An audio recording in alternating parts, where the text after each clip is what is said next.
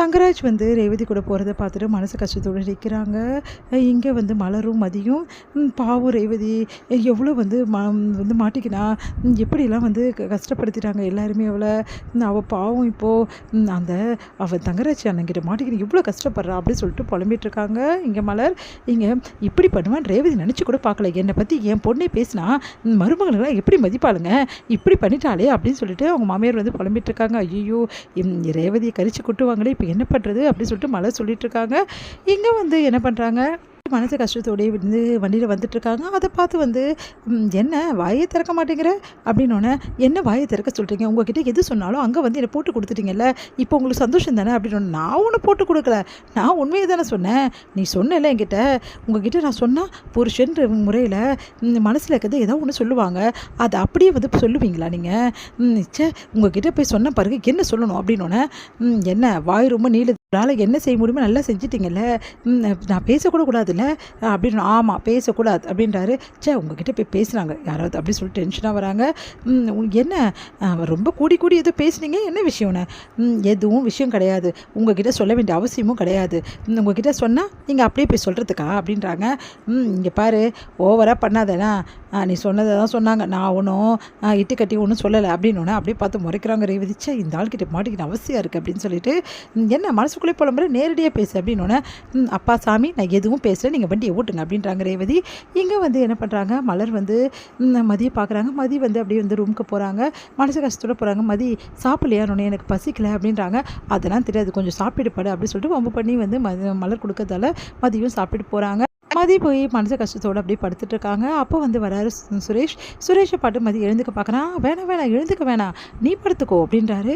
அதை பார்த்துட்டு ஒன்றும் புரியாமல் எதுக்கும் எழுந்து உட்காடுறாங்க. அப்போ வந்து ஏன் மதி படுத்துக்க வேண்டியதானே, நீ ஏன் டயர்டாக இருப்ப, இன்றைக்கி வேறு இந்த மாதிரி நடந்து போச்சு, உனக்கு மனசு கஷ்டமாக இருக்கும்ல, சரி ஒன்றும் பிரச்சனை இல்லை, நீ படுத்துக்கோ அப்படின்னா அவங்க மாமா சொன்னதெல்லாம் ஞாபகம் வருது.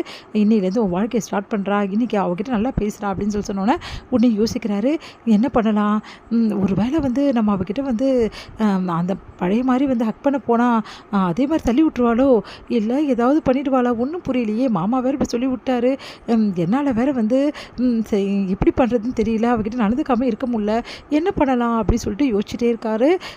என்ன யோசிக்கிறீங்க அப்படின்னோடனே, ஒன்றும் இல்லை அப்படின்றாங்க. சரி உனக்கு வேலைனா ரொம்ப பிடிக்குமா அப்படின்னு. ஆமாம் எனக்கு ரொம்ப பிடிக்கும், எனக்கு இந்த வேலை எவ்வளோ பிடிக்கும் தெரியுமா அப்படின்னு சொல்லிட்டு நிறைய விஷயங்கள் சொல்ல ஆரம்பிக்கிறாங்க. இதெல்லாம் பார்த்தா ஐயோ தெரியாமல் வேலையை பற்றி கேட்டுட்டுமே இவ வேறு இப்படி பேசுகிறாளே அப்படின்னு சொல்லிட்டு, சரி ஓகே அப்படின்றாரு.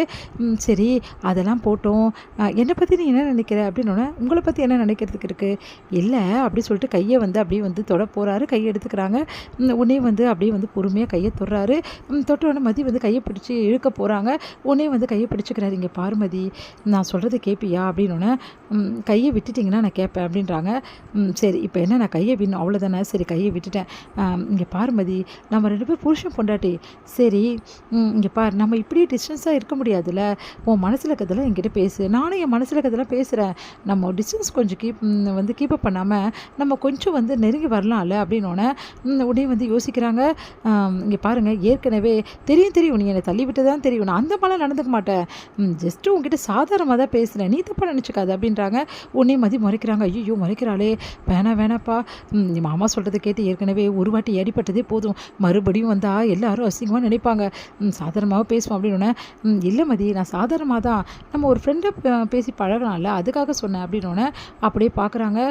என்ன ஓகே தானே, ஓகே அப்படின்றாங்க. சரி ஓகே நீ போய் படுத்துக்கோ அப்படின்னு சொல்லி சொன்னோன்னே மதி போய் படுத்துக்கிறாங்க.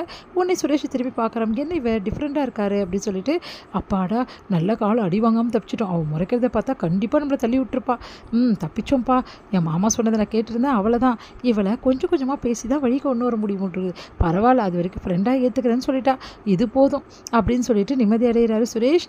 இங்கே வந்து என்ன பண்ணுறாங்க, இந்த மாதிரி ரேவதி நினச்சி மனசு கஷ்டத்தோடு இருக்காங்க மலர். உடனே வந்து சரி எல்லாம் சரியாயிடும் அப்படின்னு சொல்லிட்டு அவங்க வீட்டுக்கார சமாதானப்படுத்துகிறாரு.